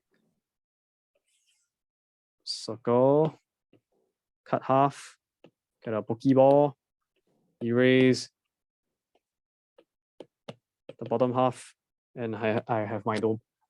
Just draw a rectangle, so something like this, I guess.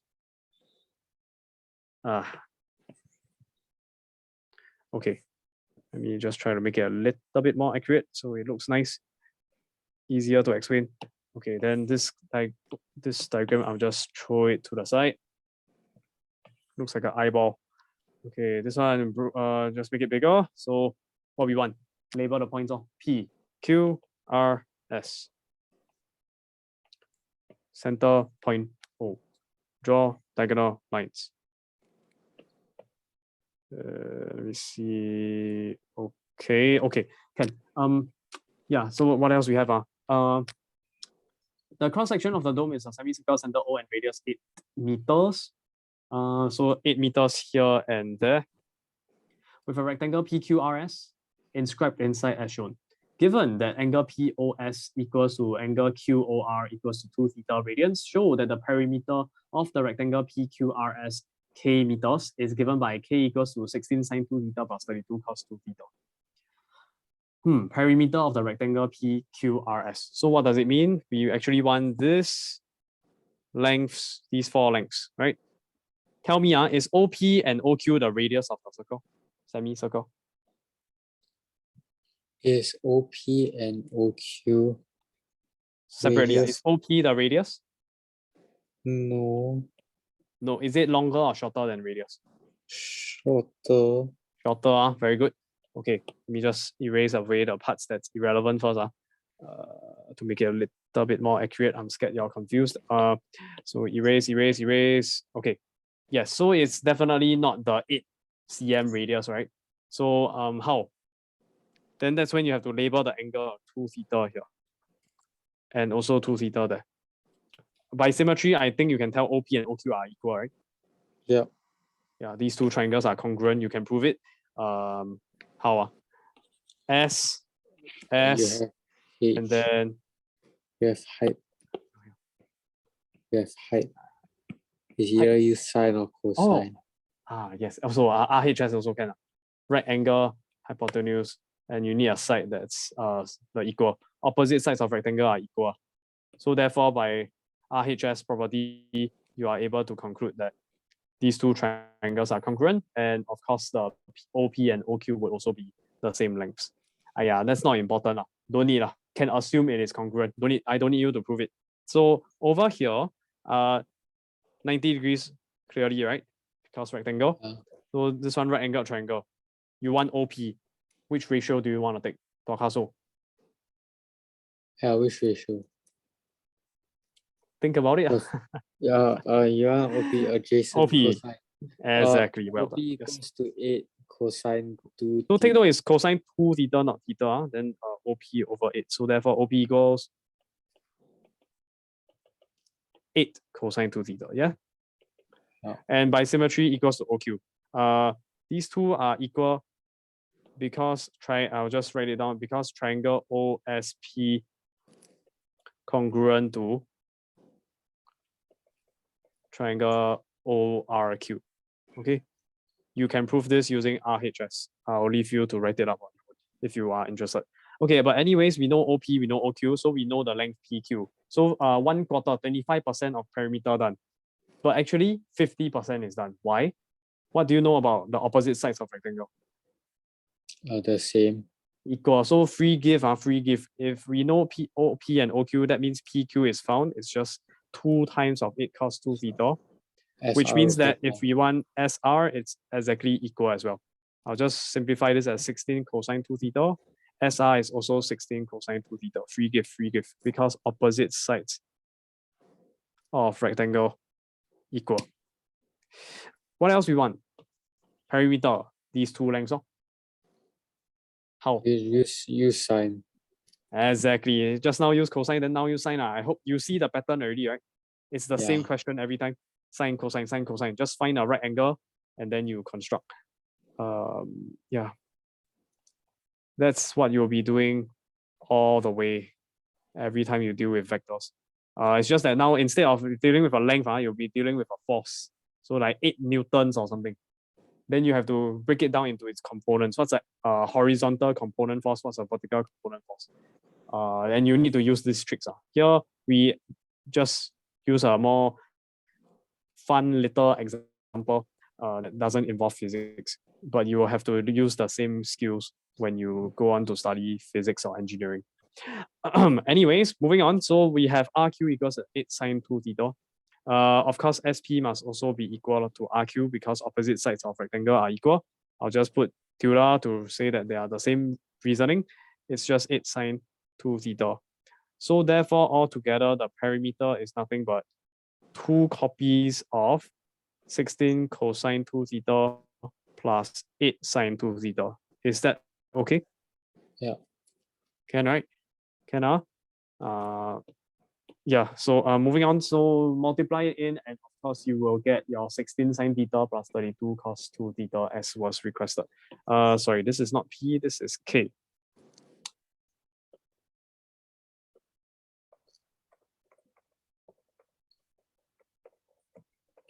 So we have obtained our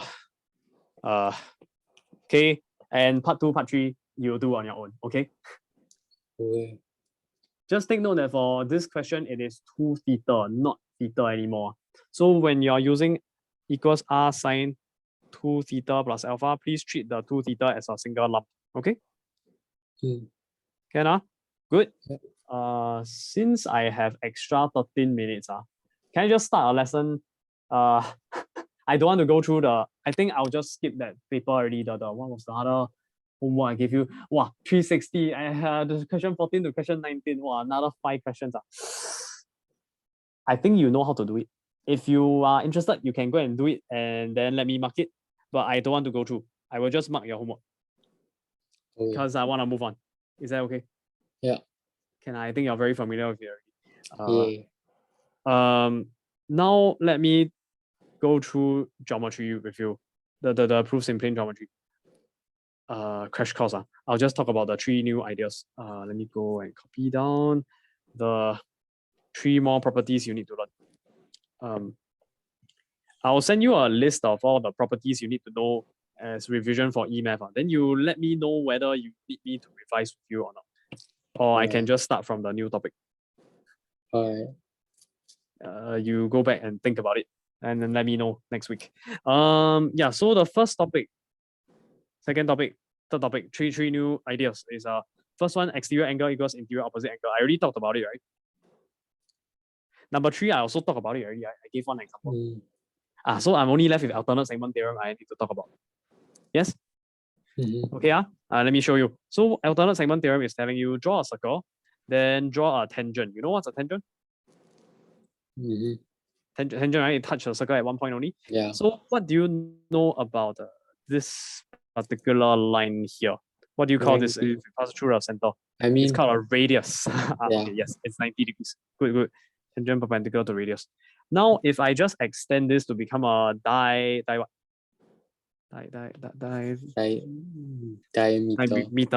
then I can form what shape is this here?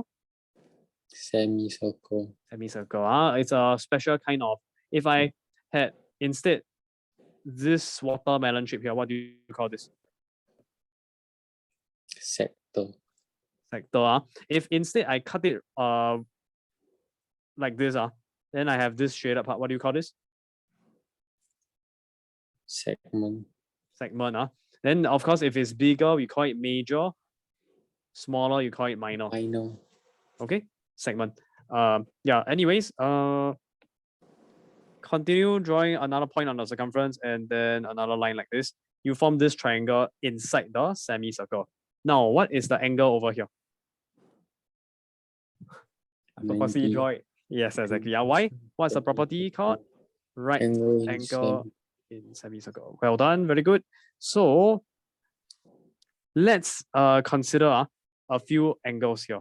So if I call this angle here angle A, you know that this angle here is 90, right? This purple color angle is 90, which means that this remaining angle over on the inside here, actually, hold on a second. Let me just use blue color to make it look nicer. Since I'm already using blue, I'll use black color for contrast. This I will use black. I think it looks nicer. This is angle A. Then the inside here, it will be what angle? 90 minus A, right? Minus A. So the other angle there is A. So what angle is here? Very good, it's angle A. Then let's extend this. So we pick another point here.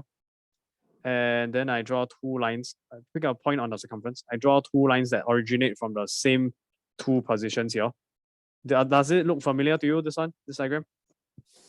Yeah. Two, what we call chords. Sorry, CHORD. Do you recall this name? A chord will split the triangle up into minor segment and major segment. Okay. It's called a chord. So here you see two chords. There you also see two chords. Diameter here is just a special kind of chord. What do you know about these two angles? Same. Same. What's the property called? There's a line here that's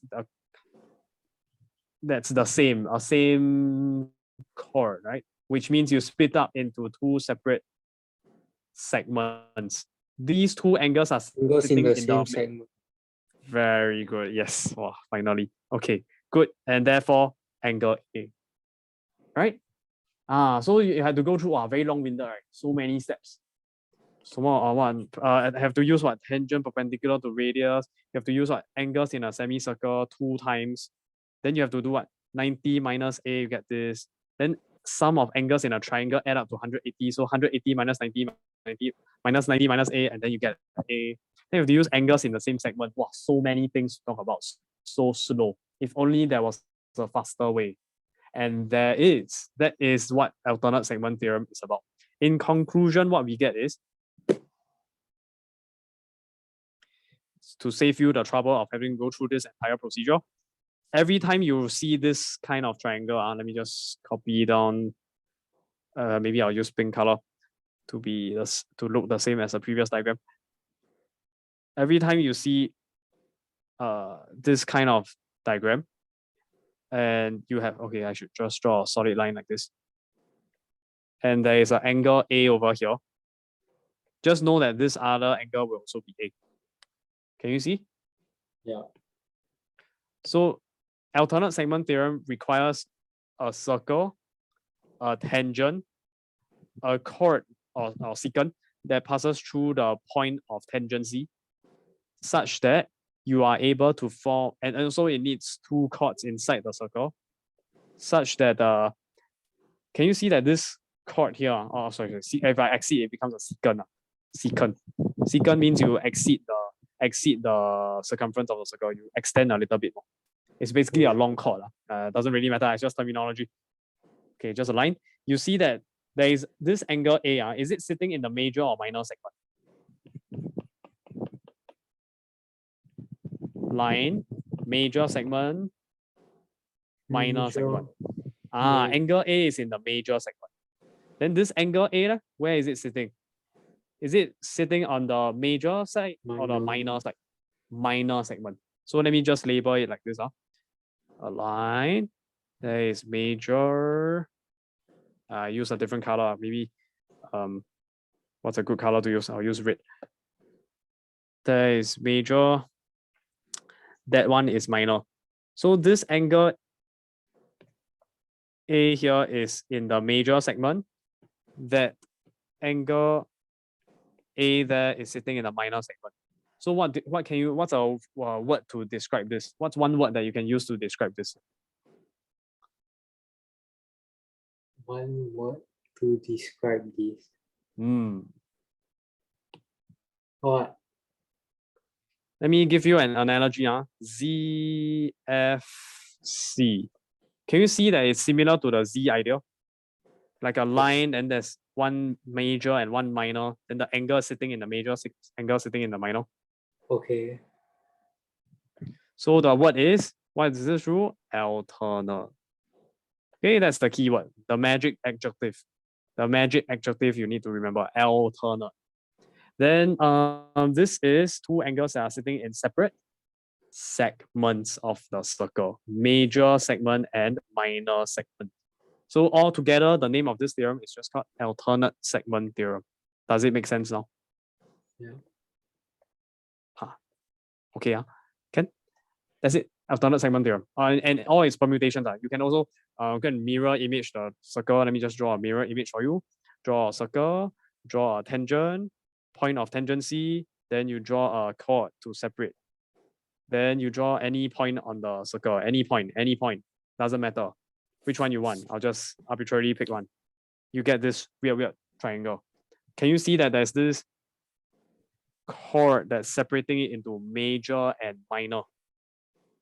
Then can you see that there's an angle A over here? Oh, sorry, let me use black pen. Angle A here and an angle A here. They are equal by alternate segment theorem. Can you see that? Okay. Can so recognizing it is the key, the most difficult part in solving this. And okay, I am done with the section on proofs in plane geometry. The rest you should already have the knowledge from E-math, assuming you can still remember. The rest is all application. Okay? Okay. Okay. I've got 3 minutes. You want to try one practice question? Sure. Okay, let's go. I don't want to talk about R formula already. I think you know how to do it already. Let me just go and find a question. I'll just do one and then we'll call it a day. Let me go and find first. Max proofs. Give me a second. Where did I save it?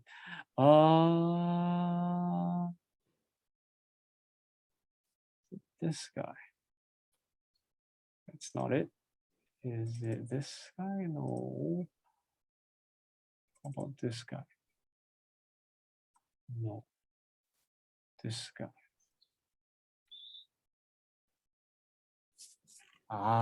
Yes. Correct. Okay.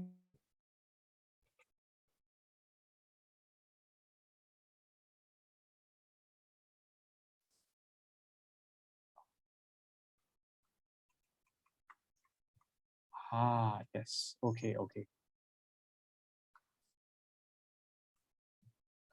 Let me see. Okay. This looks good. Okay, let me take a screenshot of this question and then I'll send it to you on Telegram. Do this question. You'll realize that the questions are way more difficult than Emacs. Okay. Question 8.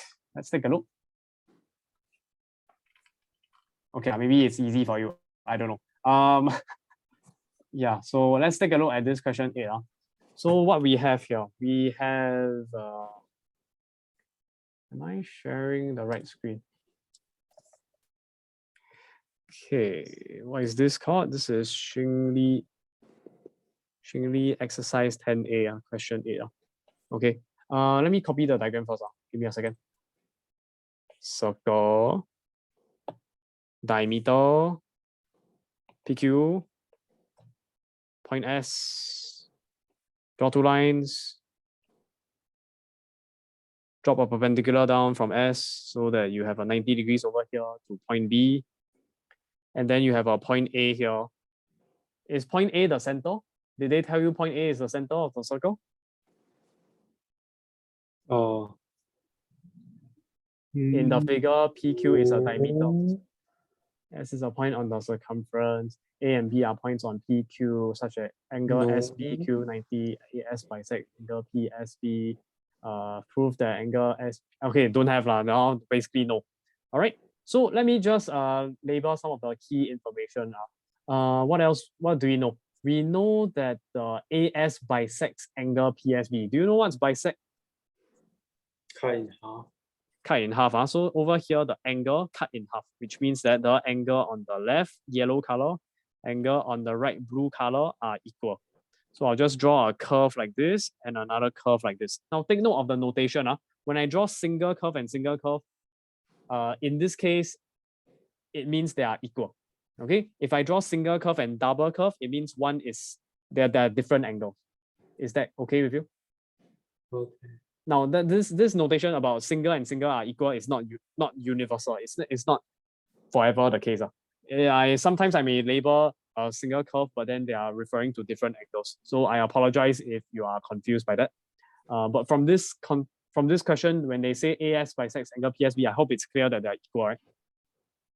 Oh, okay, now just to make it more clear and extra clear that they are equal, I'll just draw a line like this and a line like this to indicate that they are curve with a line, so they're equal.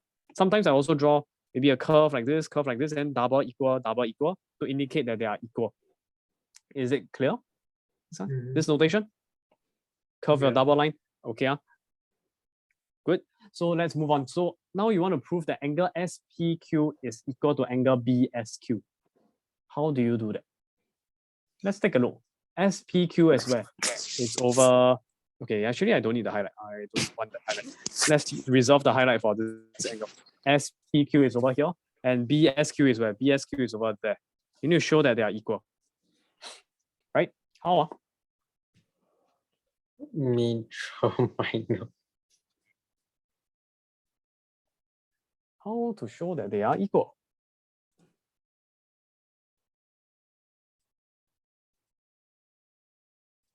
How?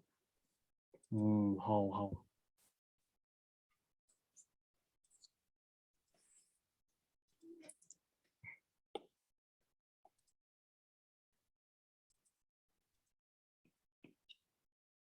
Yes, good.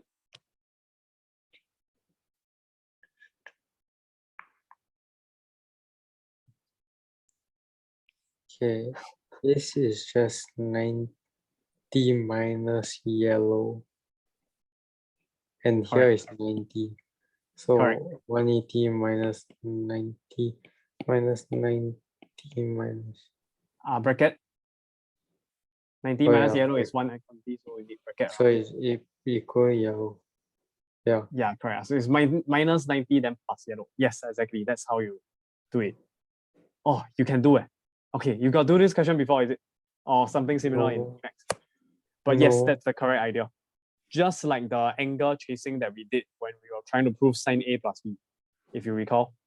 You have to go and find the angle A, then become 90 minus A, then become angle A again, then 90 minus A, and finally you get the angle A, if you recall. No? No. No, okay, wait, I show. Hugo notes. Remember this diagram? Why is sine A plus B equals sine A cos B plus cos A sine B? You start with angle A here, there's a 90 degrees here, so this is 90 minus A. Then because it's 180, so there is angle A. Oh, okay. Or start with this right angle. Angle A here, there's a 90, so this is 90 minus A. But we have 90 degrees here because it's a rectangle, so 90 minus A, you're left with angle A. But then here is a 90, so in turn you get A becomes 90 minus A. 90 minus A here, but there's a 90 degrees here, so therefore that becomes an angle A. 180 minus 90 minus 90 minus A. Same idea, right? This is a 1,000-year-old proof. A few thousand years old, people come up with this idea.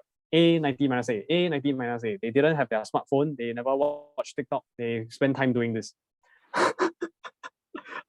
The Greeks. So likewise, we are also going to do something that Greeks did. We're also going to find A 90 minus A, A 90 minus A. And here's how you present it. You already solved it, but I'll just show you how to present it. You can call this angle A. Then our goal is to show that that is angle A. So here's how I present it. I will say, part one, let angle, what was the question again? Let me see. Angle SPQ equals to angle A. So therefore, we also need to do some background knowledge. We need to show that this angle here is 90 degrees, which is what you had here.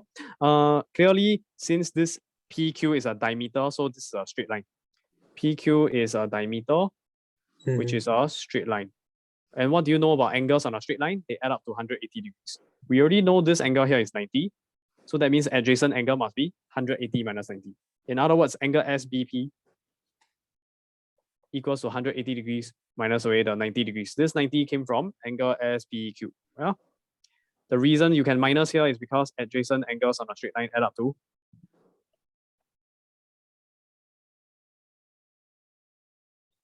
are supplementary. Okay, I should just write that down.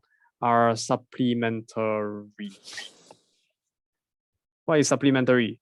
Adds up to 180 degrees. I don't want to write so much, so I use a technical word. Okay, you can Google it if you want. The dictionary supplementary. Okay, so angle SBP is 90 degrees. The green color angle is found. Next, we move on to this angle here. This one you need to be very smart to realize, hey, PQ is diameter, which implies that what is it? Angle PSQ is equals 90 degrees because right angle in semicircle. Okay, that's cool. Then it's just a property, 90 degrees here. What else do you know? Is that relevant? Actually, not sure. Let me think a bit. What was the reasoning again? Oh, right. You got 90 here, you got A here, so that means this remaining angle here is PSB is 180 minus away the green color 90 degrees. Maybe I'll just underline in green. Minus away the A, which is 90 degrees minus A. This reason, why 180 minus? Is it angles on a straight line? No. What's the reason? Is it interior angles? Like two parallel lines? No, angle sum of triangle is supplementary. Adds up to 180 degrees. Okay, so you end up with 90 degrees minus A. Take a look at this.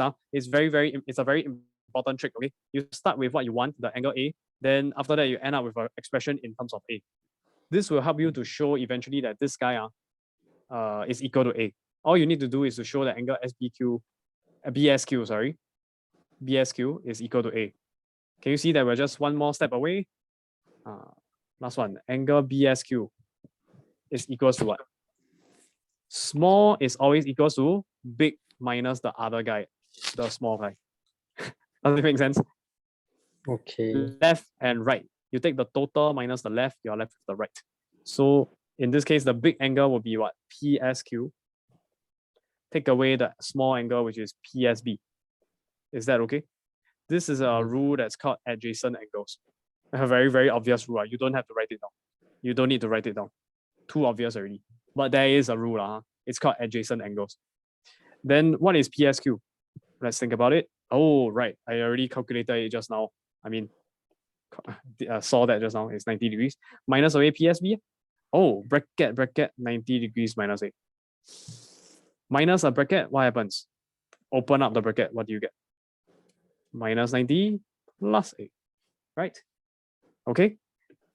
Good. Then 90 minus 90, cancel away. You're just left with A. But what is A? Haha, hidden. So you have to scroll up a bit and then you see, the very first line. Let angle SPQ equals to A. So we conclude it's exactly equals to angle SPQ. And then we are done. Okay? All right. Okay, now that's part one. Moving on to part two. Let's finish up this and call it a day. Last question of the day. Okay. Angle ASQ equals to SAQ. How? ASQ, SAQ. This and this are the same. Why? I can highlight it. Sorry? Can This highlight angle. it.